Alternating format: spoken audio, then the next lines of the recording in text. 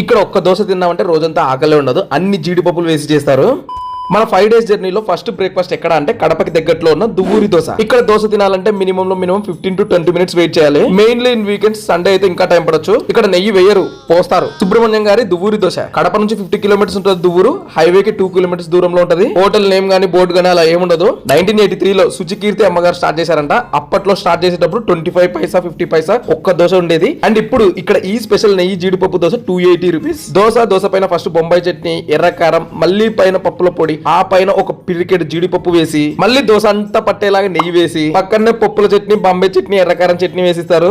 ఒక్కటి తిన్నామంటే full meals తిన్నట్టే. హైదరాబాద్, తిరుపతి, కర్నూలుకి అప్ అండ్ డౌన్ చేసే వాళ్ళు ఎక్కువగా ఇక్కడే టిఫిన్ చేసుకుని వెళ్తుంటారు. ఇక్కడ వచ్చే వాళ్ళకి సపరేట్ పార్కింగ్ విశాలంగా పెట్టారంటే అర్థం చేసుకోండి ఎంత జనాలు వస్తారని. మా బిల్ మొత్తం 685 అయింది. మీలో ఎవరైనా ఇక్కడ దోశ ట్రై చేసింటే కామెంట్స్ లో చెప్పండి. నీకు జీడిపప్పు వచ్చిందా? నీకు జీడిపప్పు వచ్చిందా? చాలా వచ్చాయి.